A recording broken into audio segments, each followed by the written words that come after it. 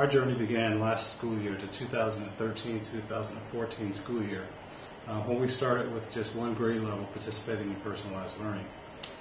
Personalized learning has been, for lack of better words, germinated throughout the grade levels within the school, and we only have about 2 grade levels next year, 2 or 3 grade levels next year, that we would like to see personalized learning implemented, and then we will be considered a school-wide personalized learning school culture environment. And so personalized learning has been a program that I feel the school has probably been needing for a period of time. For our specialized population, not only does it provide the special students who are in the special ed program, those are non-comprehensive students, an opportunity to participate in the classrooms with their peers, but also... All right, so today we will talk about, since we had a super long weekend, just anything you want to share, Monty, about the weekend, something you did with your family, something maybe you played outside, anything that you did, want to share with your class about your weekend. And Destiny wants to start.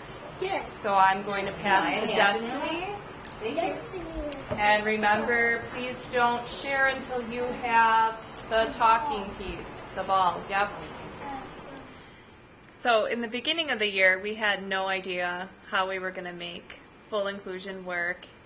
We had started personalized learning the year before. We started off very small with just goal setting, personalizing center activities, and adding in the full inclusion piece. We really just had no idea what we were doing, but we went with the flow, and every day was a new day, and we slowly over, it took a couple months to see how the full inclusion students were starting to pick up on the behaviors of our regular education students, and how we all learned how to just get along and work with each other to help each other out.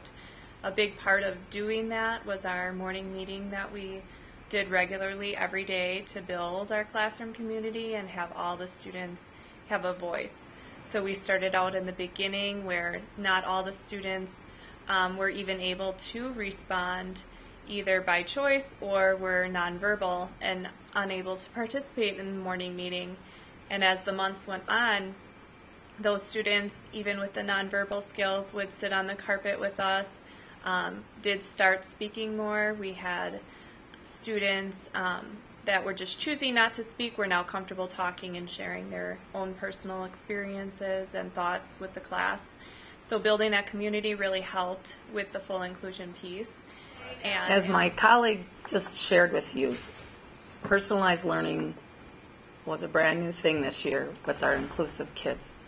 Our special ed population, we didn't really know what to expect when they came into our classroom. So we kind of just gave it our best shot. We kind of learned one another. We didn't know very many of the students. In the past, we did know some of the kids, but this year we didn't. So when we worked this out, we kind of trial and errored each day as we could go on. The biggest thing is that the kids really learned to find a voice in themselves. And we gave that opportunity by them having choices. I think our group this year never knew that they could think for themselves, that they could make choices where they wanted to sit in the room, to become the best learner they could be, best mathematician they could be, and it really started falling into place. But it was the community that we built with the morning meeting, as my colleague just shared with you, that really built the mountain, if you will, as we went on each day. The kids took a lot of ownership of their own learning. This year we've been lucky to have a lot of technology in the classroom in the form of Chromebooks and iPads, and that's really provided a really great platform for the kids to go on their personalized journey. They track their daily centers online using Google Docs, and it is all very, very independent and based on every kid's goals that they've set for themselves and based on their interests and what they want to do. Full inclusion and personalized learning are a unique situation for me. I teach third grade for MPS, and I am a teacher who did most of my teaching in the South, so this was a little different for me, learning about putting old ideas and new ideas together. I took some old ideas and tweaked them to a new structure. Students that have the willingness to work independently like personalized learning because they can reach beyond what they are doing. They don't have to just sit there and wait for the next thing. They can go on by themselves, which is a wonderful thing to do with personalized learning.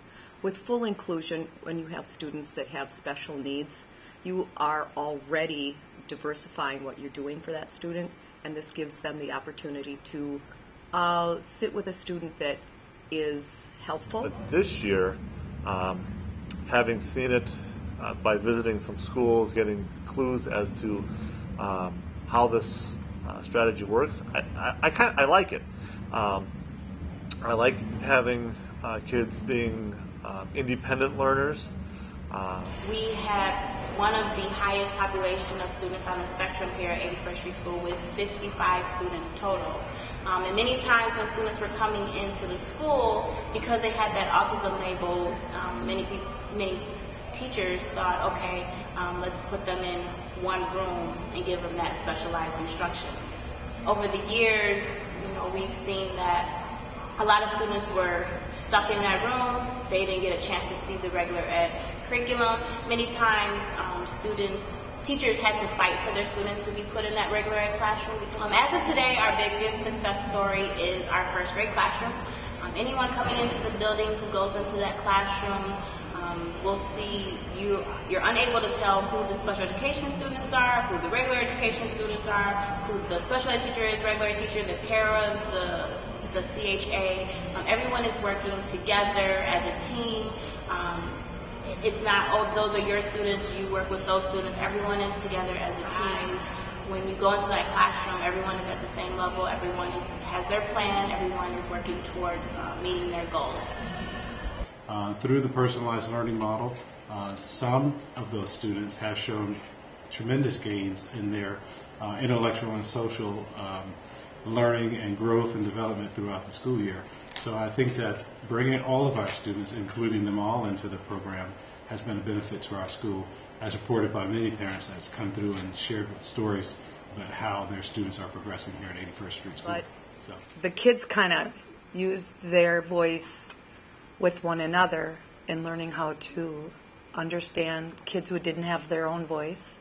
They learned how to understand what their classmates were about, and how they had to approach their world a little bit differently. And our inclusive environment has been so successful this year. I had one student at the beginning of the year who, did not want to be part of the regular education environment, who secluded himself to his own corner of the room frequently and kind of put up his own dividers.